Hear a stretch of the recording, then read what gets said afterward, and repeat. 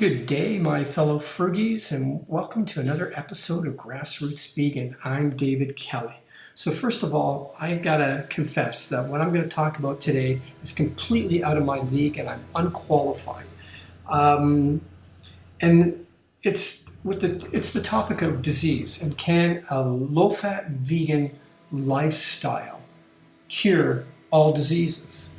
Now, I would have to say when it comes to dietary diseases like diabetes 2, heart disease, arthritis, obesity, hypertension, and there's others as well. The low-fat vegan lifestyle, which is which tends to be a lifestyle of eating predominantly fruits and vegetables, but it can also be a lifestyle of eating a lot of high carbohydrate foods that are plant-based. And when I don't want to use the word diet here because I think lifestyle also includes the lifestyle where you're getting a good night's sleep, where you're physically active, and you're doing other things in your life that promote health and well-being. And so basically living a balanced, healthy life. It would appear from the testimonies that I have listened to that yes, this is a very effective way of dealing with dietary diseases and eliminating them. But then there's also, the question comes up as well, what if as a result of a dietary disease like heart disease, there's been a lot of damage done already that perhaps may be irreversible. And that's a tricky kind of place to deal with, because where do you draw the line? Like, if you've lived an unhealthy lifestyle, there's going to be damage done anyways. And the question is as to what degree. Is there a degree of damage that can be done that can no longer be reversed? No matter how you change your diet and how you change your lifestyle, you can never fix that damage. I would rather say, there is a possibility of that. But who am I to tell somebody that, I'm sorry, you've done too much damage to your heart, that there's no point following this diet because you're doomed anyways, or you're so obese, there's no point trying to reverse this because you're gone. I mean, it's just a matter of time and you're out of here. Rather, I think anybody who has an ounce of will to improve their health, no matter how far gone they are, they can. Now, perhaps there is damage that will never be properly repaired.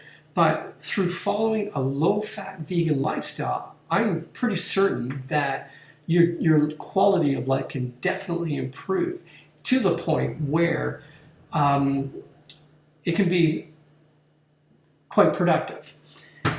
So that's to deal with dietary diseases. What about now viruses? Okay, there's a whole different ball game altogether, like HIV, hepatitis C.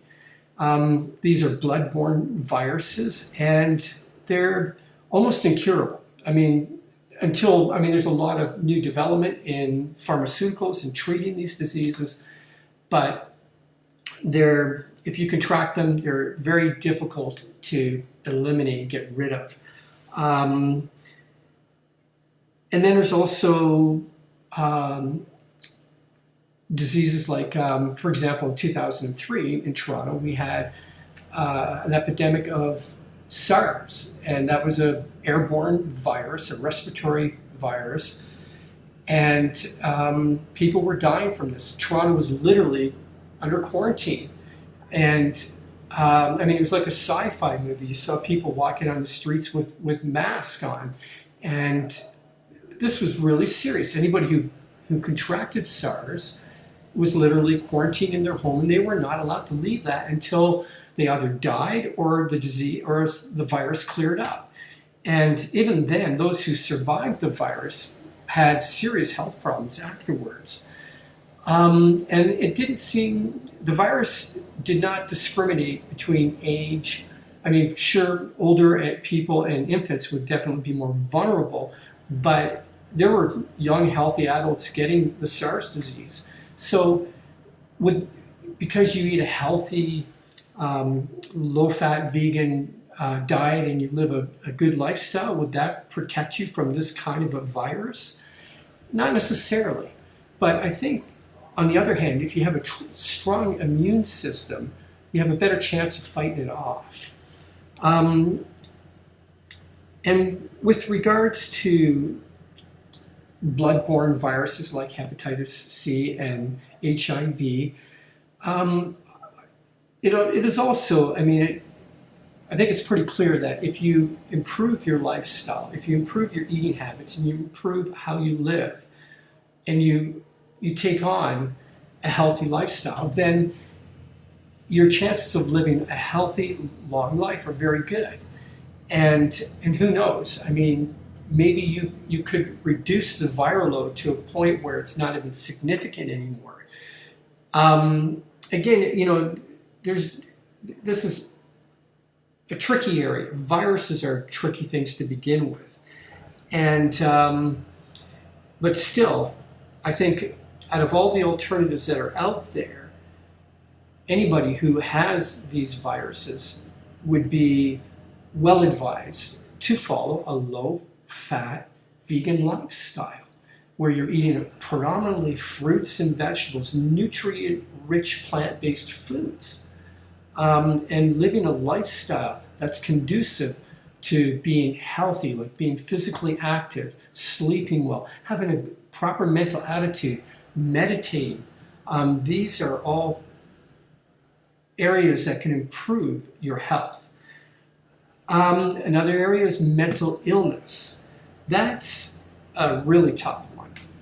I think it's schizophrenia, and I've known people with schizophrenia, and I've actually visited an institution for people with severe schizophrenia, and it's a difficult disease to manage, and medication seems to be the only way to manage it.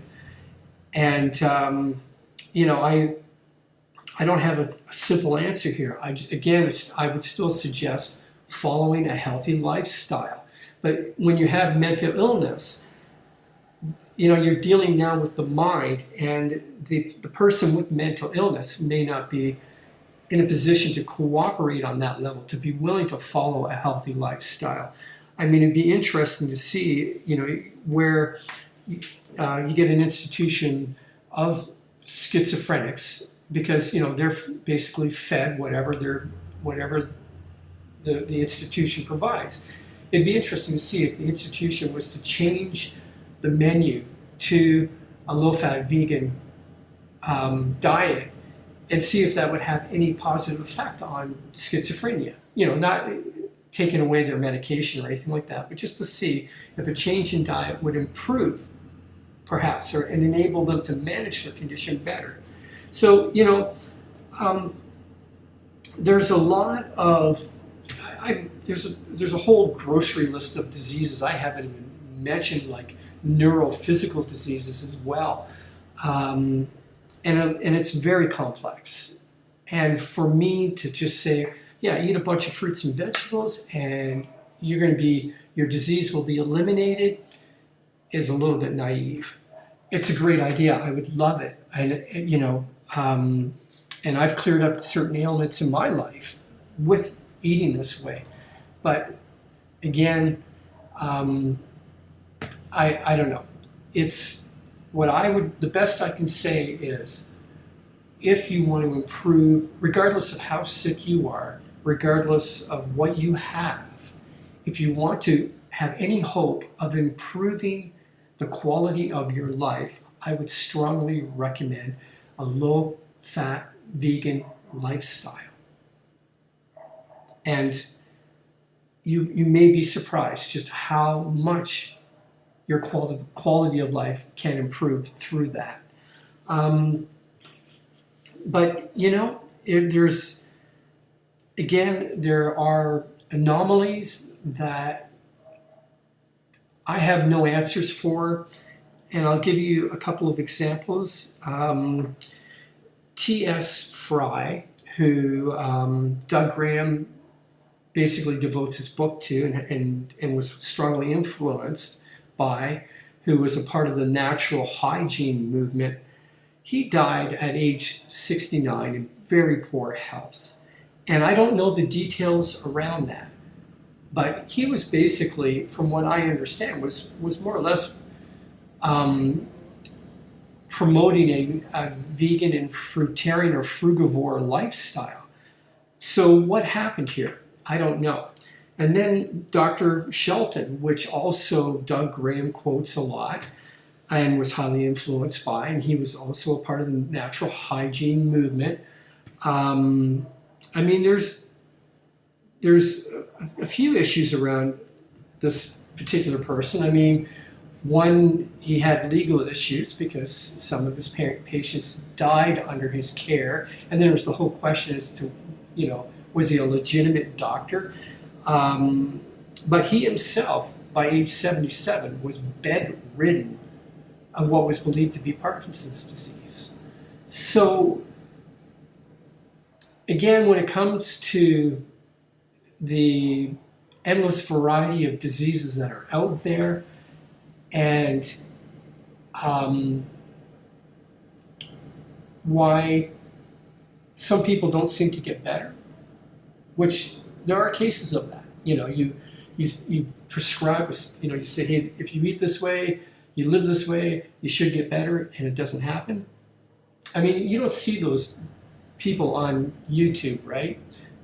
Maybe you do, I don't know, I haven't really looked. There might be a lot of people that testify. I'm sure there's some out there that will talk about how following 80-10-10 or following a low-fat vegan diet didn't work for them. But then, us who promote this diet would say, well, you didn't do it right. You must have done something wrong. Who knows?